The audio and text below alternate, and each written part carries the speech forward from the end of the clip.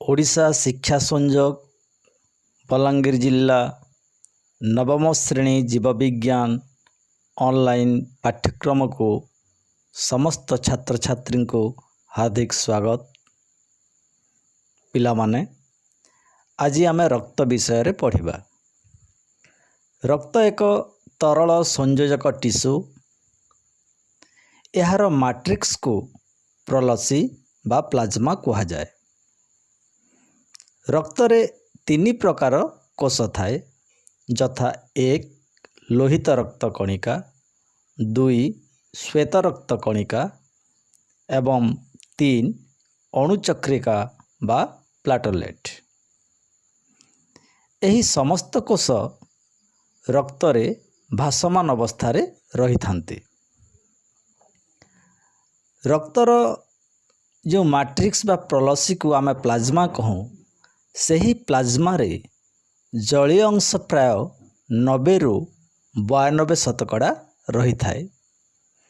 ତା ସହିତ ସେଥିରେ ବିଭିନ୍ନ ଲବଣ, ପ୍ରୋଟିନ୍ ଓ ହରମୋନ୍ ଇତ୍ୟାଦି ମଧ୍ୟ ରହିଥାଏ। ରକ୍ତ ଏକ ପ୍ରବାହ ଟିସୁ ହୋଇଥିବାରୁ ତହିଁରେ ପରିପାକ ଖାଦ୍ୟ, ଶ୍ୱସନ ବାୟୁ ଯେମିତିକି ଅମ୍ଳଜାନ ଓ ଅଙ୍ଗାରକାମ୍ଳ, ହରମୋନ୍, ଭିଟାମିନ୍, ଲବଣ ଓ ବର୍ଜ୍ୟବସ୍ତୁ ଆଦିକୁ ନେଇ ଶରୀରର ବିଭିନ୍ନ ଅଙ୍ଗକୁ ଯାଇଥାଏ। ରକ୍ତର pH ହେଉଛି 7.4, ତେଣୁ ଏହା କ୍ଷାରୀୟ ଏବଂ ଲବଣ ସ୍ୱାଦଯୁକ୍ତ। ଜଣେ ସୁସ୍ଥ ବ୍ୟକ୍ତିର ଶରୀରରେ ପ୍ରାୟ 5ରୁ 6 ଲିଟର ରକ୍ତ ଥାଏ। ରକ୍ତରେ ଥିବା ଲବଣମାନଙ୍କ ମଧ୍ୟରେ chloride, carbonate, bicarbonate, sulphate, phosphate ଆଦି ପ୍ରଧାନ।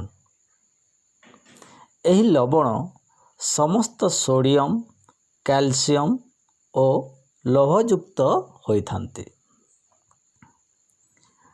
ରକ୍ତରେ ଥିବା ଜୈବିକ ପଦାର୍ଥ ମଧ୍ୟରେ ପ୍ରୋଟିନ୍ ଯଥା ଆଲବୁମିନ୍, ଗ୍ଲୋବୁଲିନ୍, ଫାଇବ୍ରିନୋଜେନ୍, ପ୍ରୋଥ୍ରମ୍ବିନ୍ ଇତ୍ୟାଦି ପ୍ରଧାନ।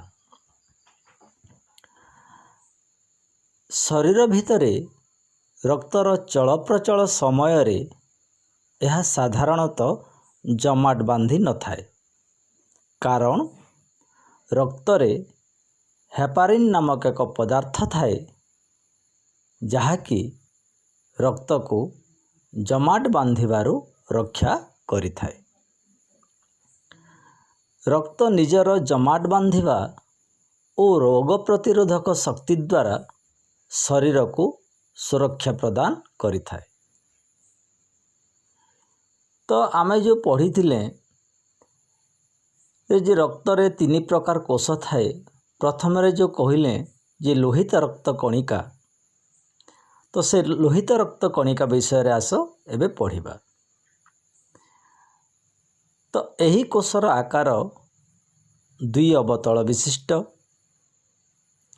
ମନୁଷ୍ୟର ଲୋହିତ ରକ୍ତ କଣିକାରେ ନ୍ୟଷ୍ଟି ନଥାଏ ଏବଂ ଏହାର ଆୟୁକାଳ ହେଉଛି 120 ଦିନ। ଏଣୁ ପ୍ରତ୍ୟେକ ଦିନ ଶରୀରରେ ନୂତନ ଲୋହିତ ରକ୍ତ କଣିକା ତିଆରି ଓ ମୃତ କଣିକାର ଅବକ୍ଷୟ ହୋଇଥାଏ ଏବଂ ଲୋହିତ ରକ୍ତ କଣିକାରେ ହିମୋଗ୍ଲୋବିନ୍ ଥିବାରୁ ରକ୍ତର ବର୍ଣ୍ଣ ଲାଲ ଦେଖାଯାଏ ଏବଂ ଏହି ହିମୋଗ୍ଲୋବିନ୍ ହେଉଛି ଏକ ଯୌଗିକ ପୁଷ୍ଟିସାର। ରକ୍ତରେ ଅମ୍ଳଜାନ ଓ ଅଙ୍ଗାରକାମ୍ଳ ପରିବହନ କାର୍ଯ୍ୟରେ ହିମୋଗ୍ଲୋବିନ୍ ମୁଖ୍ୟ ଭୂମିକା ଗ୍ରହଣ କରିଥାଏ। ତ ଏ ତ ପଢ଼ିଲେ ଆମେ ଲୋହିତ ରକ୍ତ କଣିକା ବିଷୟରେ। ଏବେ ଆସ ଜାଣିବା ଶ୍ୱେତ ରକ୍ତ କଣିକା ବିଷୟରେ। ଏହି କୋଷ ନ୍ୟଷ୍ଟିଯୁକ୍ତ ଓ ରଙ୍ଗହୀନ।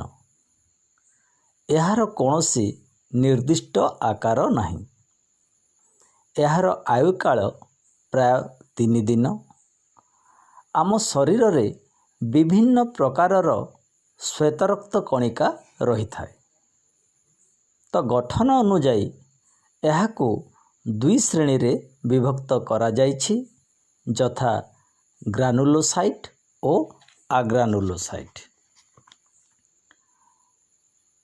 तो ग्रानुलोसाइट 3 प्रकारर, यथा न्यूट्रोफिल, इसिनोफिल और बासोफिल।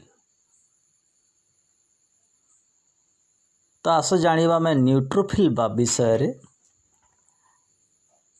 न्यूट्रोफिल रो न्यष्टि 2 किंबा 3 लोब विशिष्ट, अर्थात 2 किंबा 3 स्तर विशिष्ट।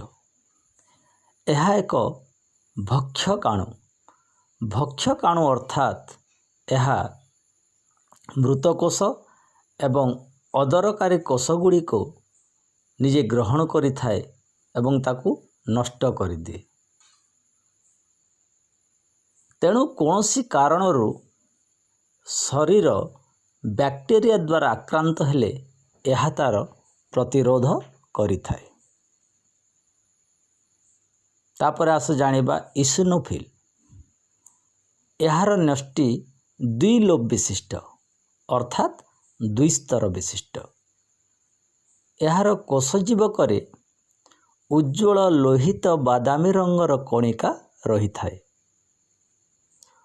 परजीवी मानंकु शरीररू तड़ी देबारे यह मुख्य भूमिका ग्रहण करिथाए।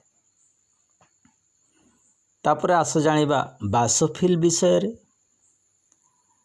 न्यूट्रोफिल न्यष्टि सहित यही बासोफिल रो सामंजस्य रही अछि। एथिरे बायगणी रंगर कणिका थाए। यह बीजाणुनाशक नुहे। एबे आस जानिबा आग्रानुलोसाइट विषय रे। आग्रानुलोसाइट 2 प्रकारर, यथा लिम्फोसाइट और मोनोसाइट। लिम्फोसाइट रो न्यष्टि साधारणतः गोलाकार और सामान्य छिद्रयुक्त। यार रोग प्रतिरोधक शक्ति सर्वाधिक। मोनोसाइट यह श्वेतरक्त कणिकार सबुठारु बृहत्तम कोष। यार न्यष्टि 2 किंबा 3 लोब विशिष्ट। शरीर को प्रवेश करिथिबा बैक्टेरिया और क्षतिकारी बाह्यवस्तु को विनाश करी यह शरीर को परिष्कार करे। तो वर्तमान आस जानिबा अणुचक्रिका विषय रे। अणुचक्रिकार आयुष 10 रु 12 दिन एवं अणुचक्रिकार मुख्य कार्य है यह रक्त जमाट बांधिबारे साहाय्य करिथाए। तो आमे आज पढ़िले रक्त विषय रे। रक्त केते प्रकार कोष को नहीं गठित एवं से कोष मानक विषय रे। धन्यवाद।